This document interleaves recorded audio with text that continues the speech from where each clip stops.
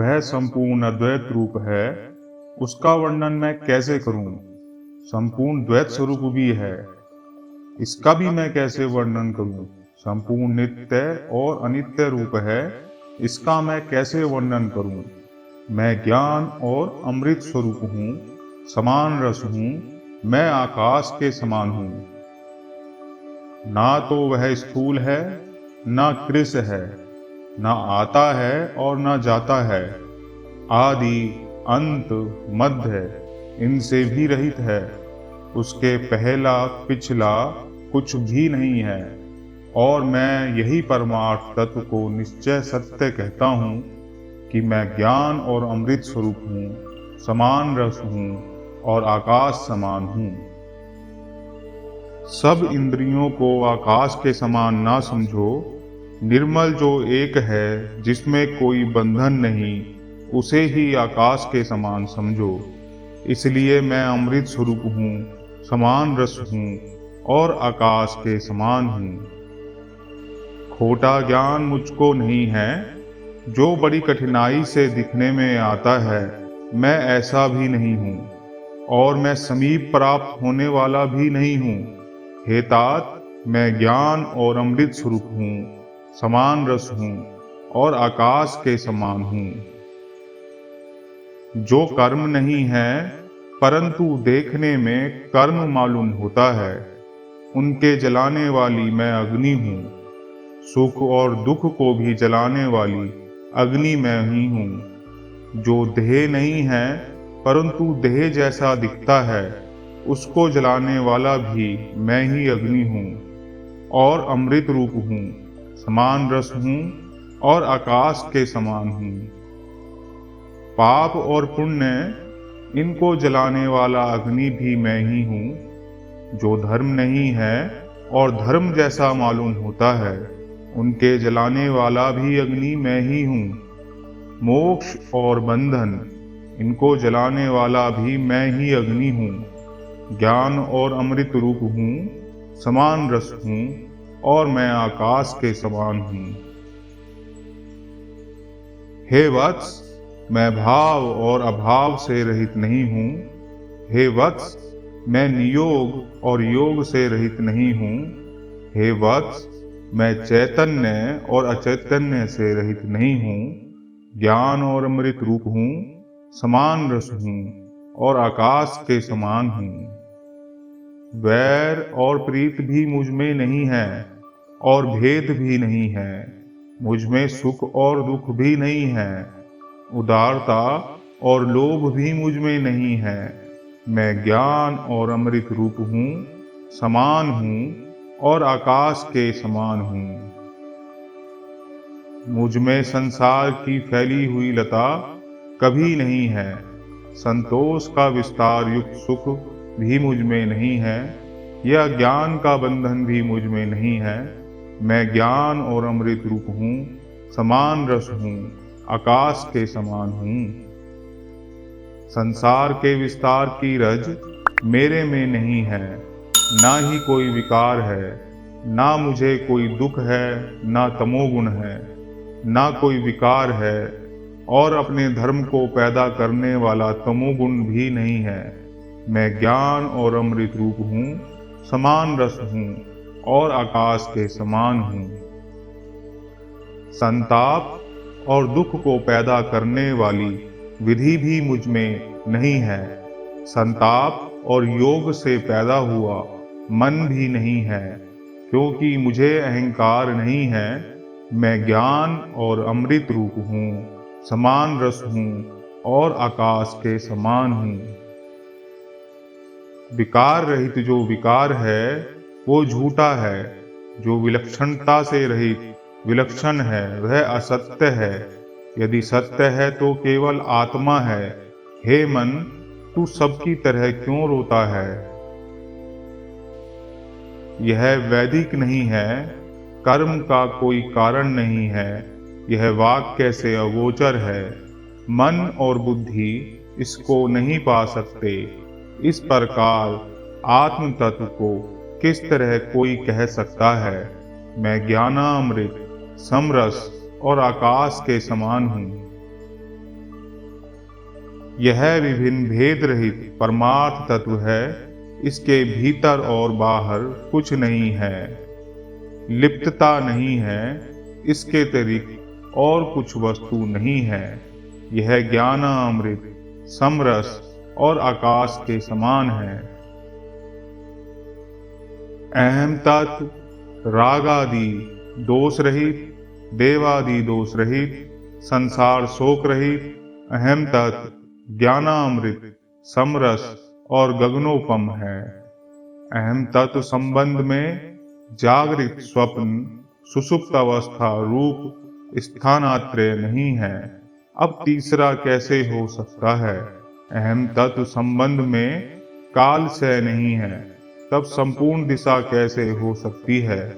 परमार्थ तत्व परम शांति पद स्वरूप ज्ञानामृत समरस और आकाश के समान है।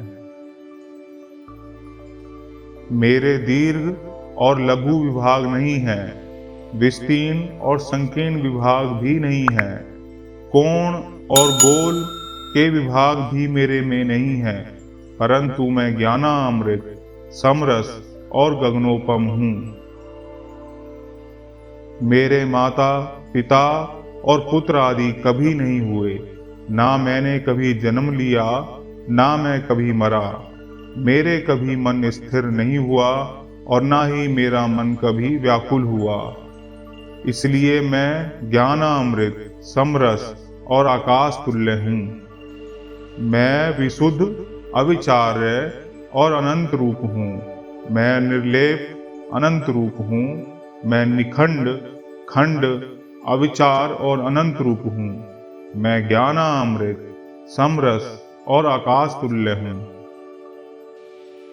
जो वह परमार्थ तत्व एक रूप है, निर्मल है, उसमें ब्रह्मादिक देवता कैसे हैं, स्वर्गादिक स्थान कैसे हैं। मैं ज्ञान और अमृत रूप हूँ, समान रस हूँ और आकाश के समान हूँ। अस्ति और नास्ति इनसे मैं शुद्ध हूँ, इनका वर्णन कैसे करूँ। अशेष और शेष इनसे भी शुद्ध हूँ, उसका वर्णन मैं कैसे करूं। चिन्ह और अचिन्ह इनसे भी शुद्ध हूँ, इसका वर्णन कैसे करूं। मैं ज्ञान और अमृत रूप हूँ, समान रस हूँ, आकाश के समान हूँ। कर्म और अकर्म इनको अच्छी तरह करता है, संग और कुसंग इनसे रहित हूँ, ये परम आनंद है। देह और विदेह से रहित हूँ, ये बड़ा आनंद है। मैं ज्ञान और अमृत रूप हूँ, समान रस हूँ और आकाश के समान हूँ। ना तो मेरे माया का प्रपंच है, ना विकार है, ना कुटिलता है और ना कपट है, ना ही कोई विकार है। सत्य और असत्य नहीं है। मैं ज्ञान और अमृत रूप हूँ, समान रस हूँ, आकाश के समान हूँ। मैं संध्यादि कालों से रहित हूँ, मेरा वियोग नहीं है। भीतर मेरे ज्ञान है, ना बहरा हूँ, ना गूंगा हूँ। इस प्रकार विकल्प से रहित हूँ, भावना से शुद्ध हूँ। मैं ज्ञान और अमृत स्वरूप हूँ, समान रस हूँ, आकाश के समान हूँ।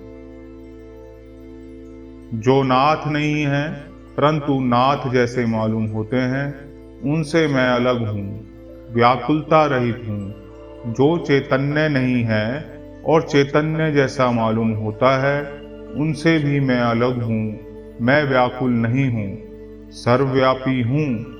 सो मैं ज्ञान और अमृत स्वरूप हूँ, समान रस हूँ और आकाश के समान हूँ।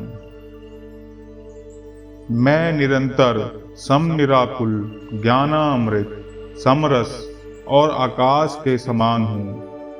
यह ईश्वर जड़ और चेतन से रहित होकर निरंतर प्रकाश करता है, बंधन और मोक्ष से रहित होकर निरंतर प्रकाश करता है। मैं ज्ञान और अमृत स्वरूप हूँ, समान रस हूँ, आकाश के समान हूँ। यह ईश्वर विभूतियों से रहित प्रकाश करता है। यह निरंतर संसार से वर्जित प्रकाश करता है। यह निरंतर प्रलय से रहित प्रकाश करता है। मैं ज्ञान और अमृत स्वरूप हूँ, समान रस हूँ, आकाश के समान हूँ। तेरे नाम रूप लिखने मात्र के भी नहीं, भेद और अभेद ये वस्तु तेरे कुछ भी नहीं है। हे निर्लज मानस मन, तू क्यों दुखी होता है? मैं ज्ञान और अमृत स्वरूप हूँ, समान रस हूँ, आकाश के समान हूँ। हे सखे, तू क्यों रुदन करता है? ना तेरा बुढ़ापा है, ना तेरी मृत्यु है। हे सखे, तू क्यों रुदन करता है? ना तेरे जन्म है, ना तेरे दुख हैं। हे सखे, तू क्यों रोता है? तेरे कोई विकार नहीं है। मैं ज्ञान और अमृत स्वरूप हूँ, समान रस हूँ, आकाश के समान हूँ। हे सखे, तू क्यों रोता है? तेरे स्वरूप नहीं है। हे सखे, तू क्यों रोता है? तेरा कोई बुरा रूप नहीं है। हे सखे, तू क्यों रोता है? तेरी कोई अवस्था नहीं है। तू ज्ञान और अमृत स्वरूप है, समान रस है और आकाश के समान है। हे सखे, क्यों रोता है? तेरी अवस्था नहीं है। हे सखे, क्यों रोता है? तेरा मन भी नहीं है। हे सखे, क्यों रोता है? तेरी इंद्रियां नहीं है। मैं ज्ञान और अमृत स्वरूप हूँ, समान रस हूँ, आकाश के समान हूँ। हे सखे, क्यों रोता है? तुझे कोई काम भी नहीं। हे सखे, क्यों रोता है? तुझे कोई लोभ भी नहीं। हे सखे, क्यों रोता है? तुझे मोह भी नहीं। मैं ज्ञान और अमृत समान हूँ। तेरा यह धन भी नहीं है, ऐश्वर्य की इच्छा क्यों करता है? तेरी स्त्री भी नहीं है, ऐश्वर्य की इच्छा क्यों करता है? तेरे में मोह ममता नहीं है, ऐश्वर्य की इच्छा क्यों करता है? मैं ज्ञान और अमृत रूप हूँ। हे निर्लज, लिंग को प्रकट करने वाला शरीर ना तेरा है ना मेरा है। ये जो भेद दिखता है, यह मानसिक भेद और अभेद से रहित ना तेरा है ना मेरा है। मैं ज्ञान और अमृत रूप हूँ। ना तो तेरे कुछ भी वैराग्य हैं, ना तेरे कुछ भी विषय लालसा है, ना तेरे कुछ भी कामना है। मैं ज्ञान और अमृत स्वरूप हूँ। ना तेरे हृदय में कोई ध्यान करने वाला है, ना तुझे समाधि होती है। ना तेरे हृदय में ध्यान है और ना बाहर का प्रदेश है। तेरे हृदय में ध्यान करने लायक कोई वस्तु ही नहीं है। ना वस्तु है और ना काल है। मैं ज्ञान और अमृत रूप हूँ। मैंने जो संपूर्ण सारांश तुझसे कहा है, वह ना तो तू है, ना मैं हूँ, ना बड़ा है, ना गुरु है, ना शिष्य है। वह परमार्थ तत्व अपनी इच्छा अनुकूल और स्वाभाविक है। मैं ज्ञान और अमृत रूप हूँ। तत्व और आनंद रूपी यहाँ परमार्थ कैसा है और आनंद रहित परमार्थ कैसा है? ज्ञान और विज्ञान रूपी परमार्थ कैसा है? क्योंकि मैं केवल एक हूँ और शून्य रूप हूँ। अग्नि और पवन, इनसे ही एक विज्ञान है। सो पृथ्वी और जल से हीन ज्ञान एक है। वह समान है और चलता फिरता नहीं है। वह विज्ञान एक है और आकाश की तरह विशाल है। ना तो वह शून्य रूप है, ना विशेष शून्य रूप है, ना शुद्ध रूप है और ना विशुद्ध रूप है। मैं रूपवान हूँ, ना मैं कुरूप हूँ। मैं अपना ही रूप हूँ और मैं परमार्थ तत्व हूँ। निश्चय संसार को छोड़ दे, सब ओर से निश्चय त्याग कर दे, और वह तत्व शुद्ध है, अमृत है और स्वाभाविक रूप से नित्य है। श्रीदत्त बोला, ना आवाहन है ना विसर्जन है। पुष्प और पत्र कैसे हैं, ध्यान और विषम कैसे हैं, सम और विषम कैसे हैं, और शिव का पूजन कैसे है। वह केवल बंधन और मोक्ष से ही अलग नहीं है, ना केवल शुद्ध अशुद्ध से ही मुक्त है, ना केवल संयोग वियोग से मुक्त है, वह निश्चय सबसे छूटा हुआ है। मैं आकाश के समान हूँ और शुद्ध हूँ। जन्म लेता है वह सत्य है, जन्म लेता है वह असत्य है। इस प्रकार कोई भी भेद मुझ में नहीं है। मैं मोक्ष स्वरूप हूँ और निरोग हूँ। ना तो वह माया से मुक्त है और ना माया से अलग है, ना उसमें भेद है ना अभेद है। भीतर अलग मुझको नहीं दिखता है। मैं मोक्ष स्वरूप हूँ और निरोग हूँ। अज्ञान और ज्ञान मेरे बीच में पैदा नहीं हुए, ज्ञान स्वरूप मुझ में पैदा नहीं हुआ। जिसमें ज्ञान नहीं है, ऐसे ज्ञान को कैसे कहूँ। मैं मोक्ष स्वरूप हूँ और निरोग हूँ। ना तो मेरे धर्म है ना अधर्म है, ना बंधन है और ना ही मोक्ष है। योग्य और अयोग्य मेरे बीच प्रकाश नहीं करते। मैं मोक्ष स्वरूप हूँ और मैं निरोग हूँ। पहला और अंतिम मुझ में नहीं है और ना ही बीच का भाव है। ना शत्रु है और ना मित्र है, हित और अहित भी नहीं है। मैं मोक्ष स्वरूप हूँ और निरोग हूँ।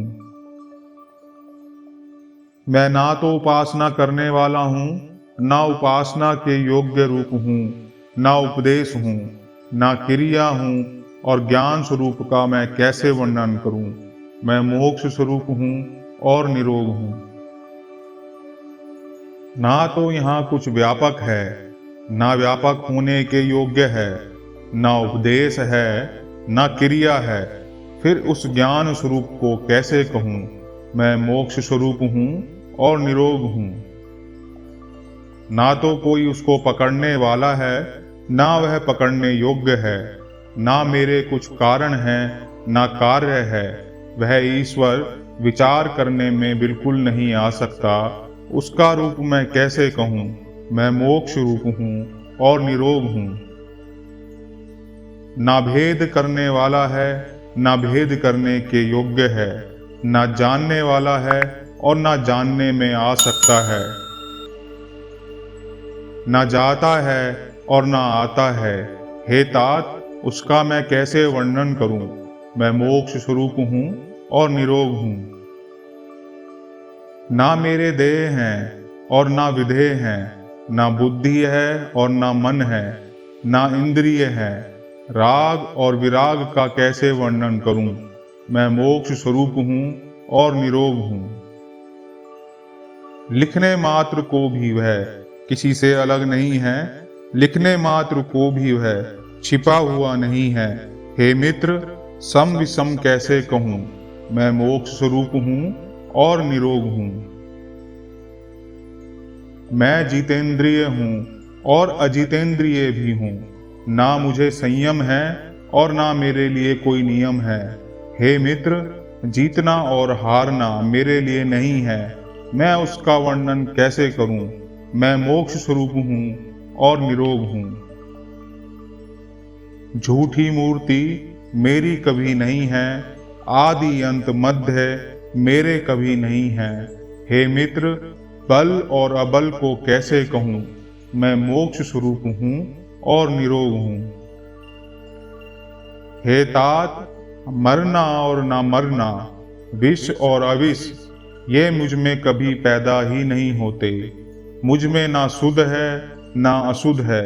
मैं इसका वर्णन कैसे करूं जो मोक्ष स्वरूप है और निरोग है।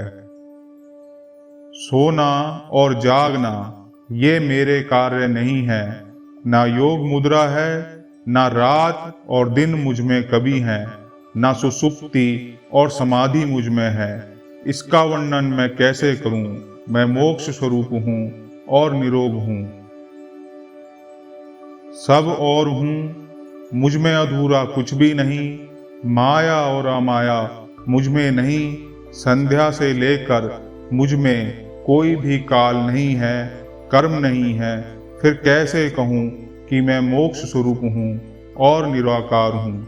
फिर इसे मैं कैसे कहूँ मैं मोक्ष स्वरूप हूँ और निरोग हूँ? सब समाधियों से युक्त मुझको जान, जो देख लिया जाए और जो देखने में नहीं आए, इनसे अलग मुझको जान। योग और वियोग कैसे कहूँ मैं मोक्ष स्वरूप हूँ और निरोग हूँ? सब समाधियों से युक्त मुझको जान, जो देख लिया जाए और देखने में भी ना आए, इनसे अलग तू मुझको जान। योग और वियोग मैं कैसे कहूँ मैं मोक्ष स्वरूप हूँ और निरोग हूँ? ना मैं मूर्ख हूँ ना पंडित हूँ, मौन और विशेष मौन ये मेरे कभी नहीं है। तर्क और कुतर्क भी मुझ में नहीं है, फिर उसका मैं कैसे वर्णन करूं मैं मोक्ष स्वरूप हूं और निरोग हूं? ना मेरे माता है ना पिता है, ना ही कुल है ना जाति है। मेरी कभी जन्म मृत्यु ही नहीं, स्नेह और मोह भी नहीं। फिर मैं इस स्वरूप का कैसे वर्णन करूं मैं मोक्ष स्वरूप हूं और निरोग हूं?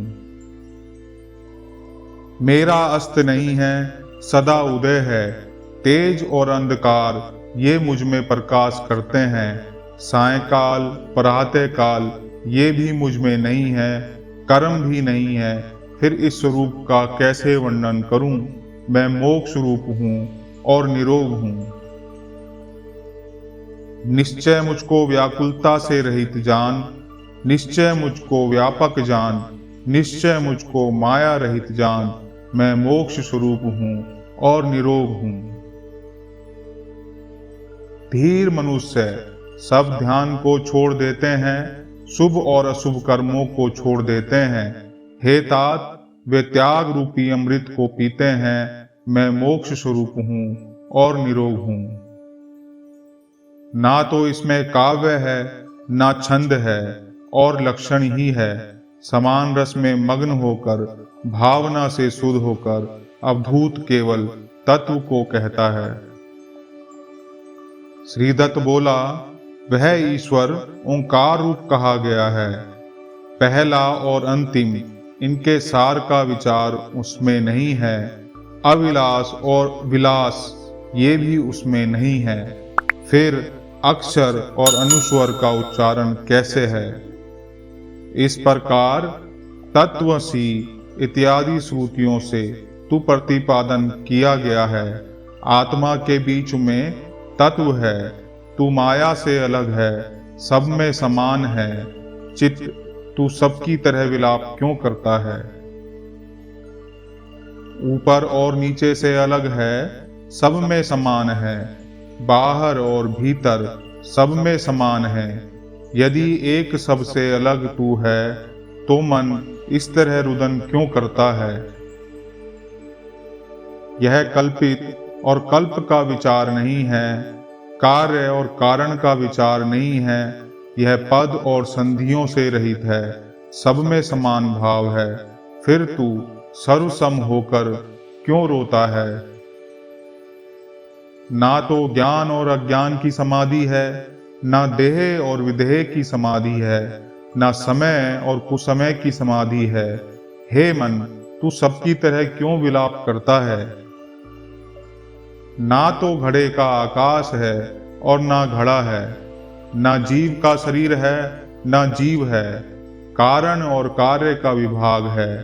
फिर हे मन, तू क्यों विलाप करता है? यहाँ सबके बीच में मोक्ष का पद है, छोटे बड़े का उसमें कोई विचार नहीं है। गोलाकार और कार्य का विभाग नहीं है। फिर हे मन, तू सबकी तरह क्यों विलाप करता है? यहाँ शून्य और विशून्य भी नहीं है। यहाँ वह शुद्ध और अशुद्ध भी नहीं है। यहाँ सब और थोड़ा भी नहीं है। हे मन, तू सबकी तरह क्यों विलाप करता है? भेद और अभेद का यहाँ विचार नहीं है। बाहर भीतर और बीच में इसका भी विचार नहीं है। शत्रु और मित्र भी इसमें नहीं है, सब समान है। फिर हे मन, सबकी तरह तू क्यों रोता है? शिष्य और अशिष्य का स्वरूप नहीं है, चराचर का भेद नहीं है। यहाँ सब व्यापक है और मोक्ष रूप है। इसलिए हे मन, तू सबकी तरह क्यों रोता है? निश्चय वह रूप और कुरूप से अलग है। निश्चय वह भेद और अभेद से अलग है। निश्चय वह सृष्टि और विसर्ग से अलग है। फिर हे मन, तू सबकी तरह क्यों विलाप करता है? यह गुण और अगुण के पास में बंधा हुआ नहीं है, फिर मरण या जीवन का विचार कैसे करता है? यह शुद्ध निरंजन और सर्व सम तत्व रूप है, फिर सर्व सम होकर भी हे मन, तू क्यों रोता है? सर्व सम स्वरूप में भाव और विभाव नहीं है और निष्कामता भी नहीं है। यह बोधतम और मोक्ष के समान है। इसलिए तू सर्व सम होकर हे मन क्यों रोता है? इसमें तत्व निरंतर तत्व नहीं है, संधि और विसंधि भी नहीं है। यदि यह सर्व विवर्जित है तो सर्व सम हो कर भी तू मन क्यों रोता है? इसके कुटिया व परिवार भी नहीं है, इसमें संग और विसंग भी नहीं है, इसमें बोध और विबोध भी नहीं है। इसलिए तू सर्वसम होकर क्यों रोता है? अविकार या विकार ये सब सत्य नहीं है। अविलक्षण या विलक्षण ये भी सत्य नहीं है। केवल आत्मा ही सत्य है। तो इन बातों के निश्चय होने पर भी तू सर्वसम होकर हे मन क्यों रोता है? इसमें सर्वोत्तम जीव है, इसमें सर्व निरंतर जीव है, इसमें केवल निश्चल जीव है। अतएव तू सर्वसम होकर भी हे मन क्यों रोता है? अविवेक या विवेक यह सब अबोध मात्र है। अविकल्प या विकल्प यह सब अज्ञान मात्र है। यदि सर्वसम तत्व एक और निरंतर बोध मात्र है तो तू सर्वसम होकर मन क्यों रोता है? ना तो मोक्ष का पद है, ना बंधन का पद है, ना पुण्य का पद है, ना पाप का पद है, ना पूरा पद है, ना अधूरा पद है। फिर हे मन, सबकी तरह तू क्यों रोता है? समतत्व यदि वर्ण विवर्ण से हीन है, यदि कारण और कार्य से विहीन है, यदि भेद और अभेद से भी हीन है, तो तू सर्वसम होकर मन क्यों रोता है? यह तत्व सर्वनिरंतर सब चैतन्य जागरूक केवल निश्चल भाव में सर्व चैतन्य है। इसी तरह द्विपदादि विवर्जित सब में ही चैतन्य है। अतएव तू सर्वसम होकर भी मन क्यों रोता है? यह तत्व निरंतर सर्वगत है, रति निर्मल व निश्चल रूप से सर्वगत है, दिन रात्रि से रहित होकर सर्वगत है। अतएव तू सर्वसम होकर क्यों रोता है? इस तत्व में बंध और विबंध का समागम नहीं है, योग और वियोग का भी समागम नहीं है, तर्क और वितर्क का भी समागम नहीं है। अतएव तू सर्वसम होकर मन क्यों रोता है? इस तत्व में काल विकाल का निराकरण है, अणुमात्र पदार्थ का भी निराकरण है, केवल सत्य का निराकरण नहीं है। फिर तू सर्वसम होकर मन क्यों रोता है? इसमें देह विदेह नहीं है, यह स्वप्न और सुषुप्ति से भी विहीन है, अविधान और विधान से दूर है। फिर तू सर्वसम होकर भी मन क्यों रोता है? यह समत्व आकाश के समान विशाल, सबसे रहित और सबके समान है। यह सार और विसार और विकार से रहित सर्वसम है। अतएव तू सर्वसम होकर भी हे मन क्यों रोता है? इसमें धर्म और अधर्म में विराग होता है, वस्तु और अवस्तु में भी विराग होता है, काम और निष्काम में भी विराग होता है। फिर तू सर्वसम होकर भी मन क्यों रोता है? यह सब ममत्व सुख दुख से रहित, शोक विशोक से विहीन, गुरु शिष्य से रहित परम तत्व है। तब सर्वसम होकर तू मन क्यों रोता है? इसमें सार विसार का अंकुर मात्र भी नहीं है, विषमता अविचार या विचार भी नहीं है। फिर तू सर्वसम होकर भी मन क्यों रोता है? इसमें सारों का भी सार है, अपने भाव के विभेद के कारण यह तत्व कहा गया है। पार्थिव विषय में जो कुछ किया जाए वह सब असत्य ही है, अतएव सर्वसम होकर मन क्यों रोता है? बहुधा श्रुति कहती है कि आकाश आदि सब पदार्थ जो दृष्टिगत हो रहे हैं वे सब मृग तृष्णा के समान हैं। अतएव यदि एक निरंतर और सर्वसम है तो तू मन क्यों रोता है? ना तो यह काव्य है और ना इसमें छंद के ही लक्षण हैं। समरस से निमग्न होकर अवधूत शुद्ध भाव से इस परम तत्व को कहता है। श्रीदत्त बोला कि अनेक श्रुतियां कहती हैं कि आकाश आदि यह संपूर्ण जगत मृग तृष्णा के जल के समान है। यदि एक निरंतर सर्वशिव उपमेय है तो उसकी उपमा कैसे हो सकती है? वह भाग विभाग से हीन पदार्थ है, वह कर्म और अकर्म से हीन पदार्थ है। यदि सर्वशिव और एक और निरंतर है तो अजन ही किस प्रकार से संभव है और तपस्या भी किस प्रकार से संभव है? मन ही निरंतर सवगत है, मन ही अविशाल और विशाल है, मन ही निरंतर सर्वशिवमय है। यदि मन ऐसा है तो मन और वाणी द्वारा उसका अर्चन किस तरह हो सकता है? यदि वह सर्वशिव एक निरंतर है तो दिन रात्रि का भेद अथवा उदित और अनुदित का भेद निराकृत हो जाते हैं। तो सूर्य चंद्रमा या अग्नि का प्रकाश ही किस तरह संभव हो सकता है? यदि सर्वशिव एक निरंतर और सत्य है तो काम विकाम भेद व चेष्टा विचेष्टा भेद नष्ट हो जाता है। फिर बाहर भीतर इस प्रकार का भिन्न भेद किस प्रकार हो सकता है? यदि सार विसार शून्य विशून्य यह सब कुछ भी नहीं, यदि एक और निरंतर सर्व सत्य है तो पहला या अंतिम किस तरह संभव हो सकता है?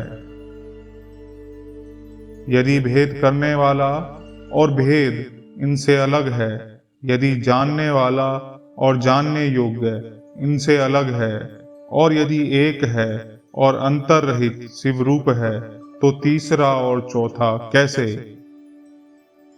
कहा हुआ और ना कहा हुआ ये सत्य नहीं है, जाना हुआ और ना जाना हुआ यह भी सत्य नहीं है। यदि यह एक है और भेद रहित सब में शिव रूप है तो विष की इंद्रियों में बुद्धि और मन कैसे हैं? आकाश और पवन सच्चे नहीं हैं, पृथ्वी और पवन सच्चे नहीं हैं, और भेद रहित सब में शिव रूप है तो बादल और जल भी कैसे हैं?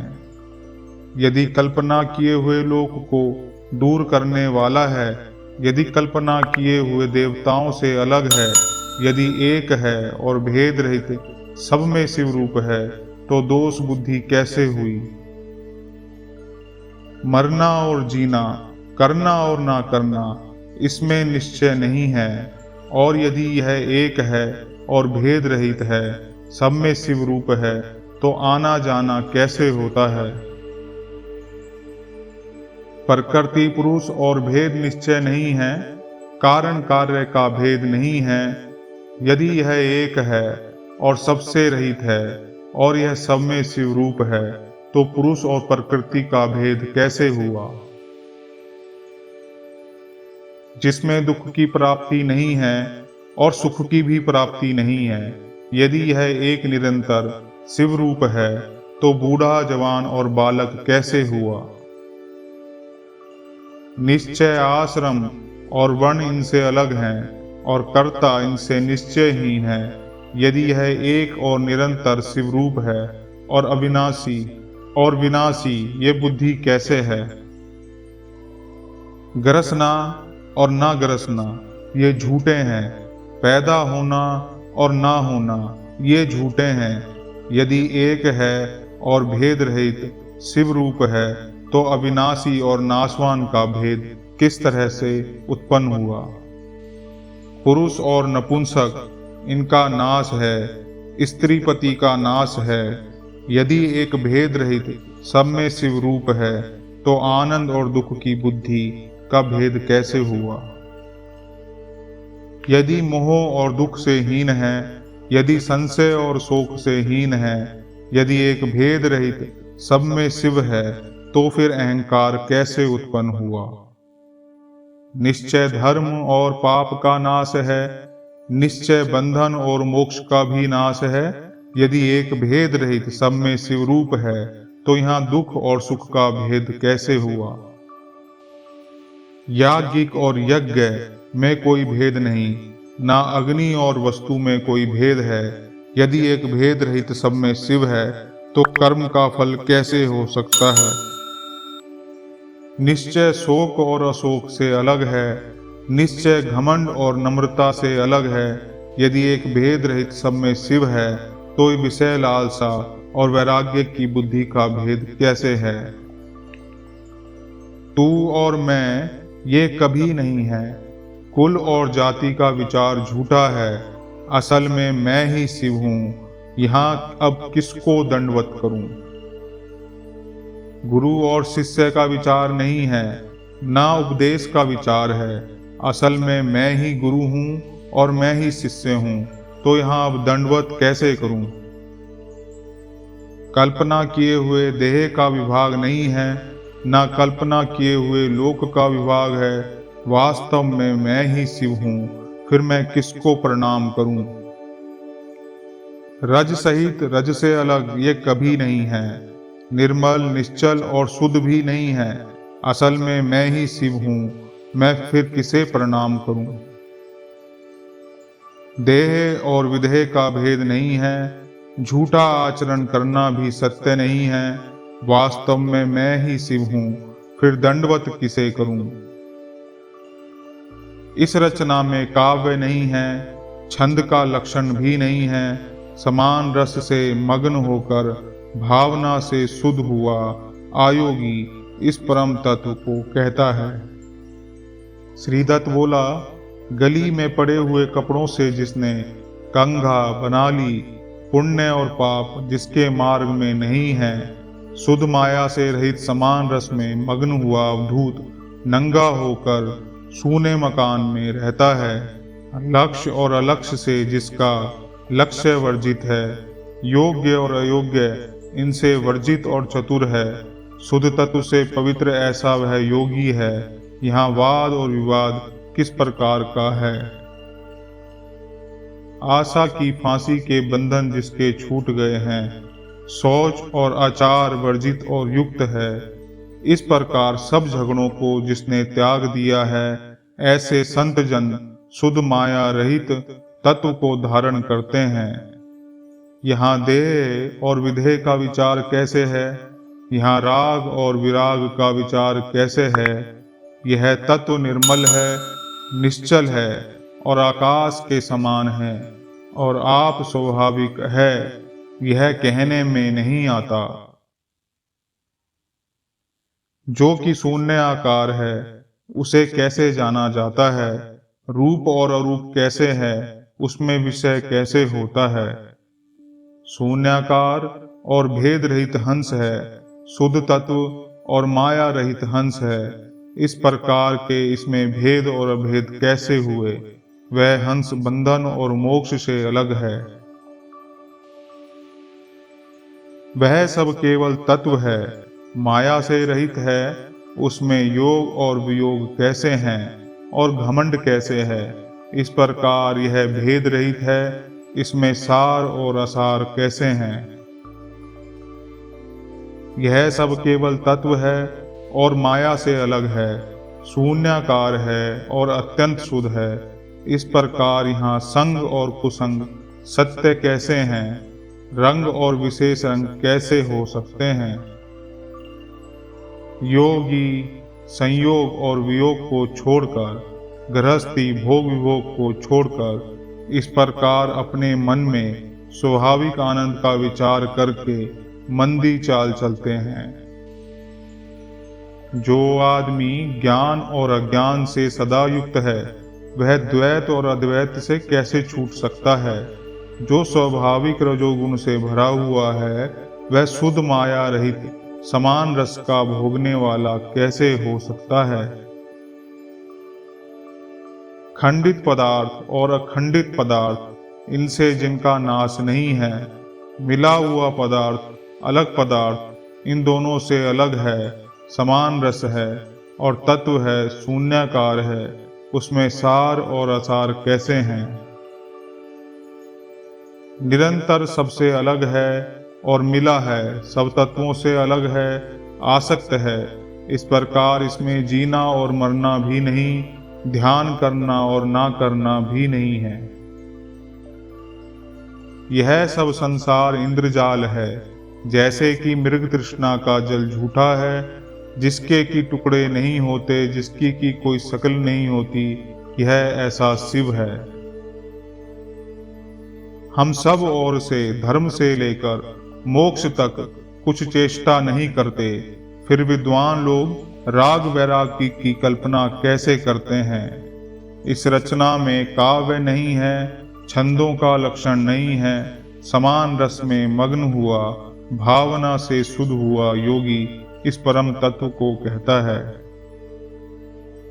श्रीदत्त बोला, तुम्हारी यात्रा से व्यापकता हो गई है, तुम्हारे ध्यान से चित्त की विषयपरता दूर हो गई है, आपकी स्थिति के द्वारा मेरी वाक्परता नष्ट हो गई है।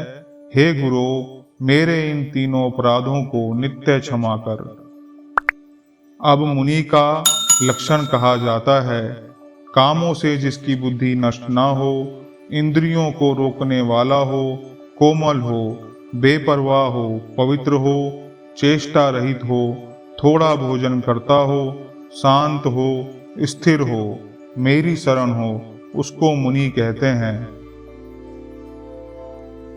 सावधान हो, गंभीर चित्त वाला हो, धीरज रखने वाला हो, 6 गुणों को जिसने जीत लिया हो, अहंकार से अलग हो, मान देने वाला हो, समर्थ हो, सबसे मित्रता रखता हो, दयालु हो और चतुर हो, कृपालु हो, किसी से वैर ना करे, सब प्राणियों को प्रेम करने वाला हो, सत्यसार वाला हो, शुद्ध चित्त वाला हो, समान हो, सबका उपकार ही करने वाला हो। वेद और अक्षरों के अर्थ को, तत्व को जानने वाला, वेदांत को जानने वाले भगवान के भक्त अवधूत का लक्षण नामों के अक्षरों से जानते हैं। अवधूत में पहला अक्षर आ है, उसका अर्थ है आशा की फांसियों से अलग होना, आदि मध्य अंत में निर्मल हो, नित्य आनंद में रहे, यह प्रकार का लक्षण है। अवधूत का अर्थ है धूल से जिसका शरीर मैला है, चित्त को जिसने रोक रखा है, निरोगी है, धारणा और ध्यान से अलग है, यह अवधूत का लक्षण है। तत्व का जो विचार करता है, चिंता से अलग है, तम और अहंकार से अलग है, यह अवधूत का लक्षण है। अमृत रूपी भेद रहित मोक्ष स्वरूप अविनाशी आत्मा को छोड़कर खोटा कौआ नरक की ओर जाता है। मन, कर्म, वाणी और नैनी को छोड़ो, ना तेरे स्वर्ग हैं ना मोक्ष है। जो तेरे हृदय में आनंद है, तो संसार का त्याग कर। मूत्र और रक्त जिसमें दुर्गंध है, भ्रष्ट जिसका द्वार है, ऐसे चमड़े के कुंड में जो रमण करते हैं, वे लिप्त होते हैं। इसमें कोई शक नहीं। कुटिलता और कपट से भरी हुई, सत्य और शुद्ध वर्जित सब प्राणियों का बंधन रूप इच्छा को किसने बनाया है? त्रिलोकी को पैदा करने वाले और धारण करने वाले जिसके अंग हैं, वह निश्चय नरक है। उसमें फंसने से आदमी जन्म लेता है। और यह संसार की कैसी रचना है! विष्टा से आदि लेकर घोर नरक रूपी यह वासना के पीछे तू क्यों पड़ता है और क्यों वासना की तरफ ही दौड़ता है? यह चमड़े का कुंड है, बुरी बास का घर है, इसमें घाव हैं, इसमें देवता असुर मनुष्य आदि से लेकर सब खंडित होते हैं। मदिरा पीने में बड़ा पाप है, वैसे ही विषयों का संग करना भी महापाप है। इन दोनों को छोड़कर मुनि को तत्व में मन लगाना चाहिए। चित्त से खींचा हुआ, धातुओं से बंधा हुआ यह शरीर है। चित्त के नष्ट होने पर धातुओं का नाश हो जाता है। इसलिए चित्त की चारों ओर से रचना करनी चाहिए। चित्त के सावधान होने पर बुद्धि भी सावधान होती है। आनंद रूपी दत्तात्रेय अवधूत ने यह बनाई है। जो इसको सुनते हैं उनका फिर जन्म नहीं होता है। चार वेद जिसके पत्र रूप हैं, ऐसे संसार रूप इस पीपल वृक्ष को ज्ञानी जन अविनाशी अर्थात नाश रहित कहते हैं। ऐसे इस संसार रूप वृक्ष को जो जानता है, वही वेद के अर्थों को जानता है।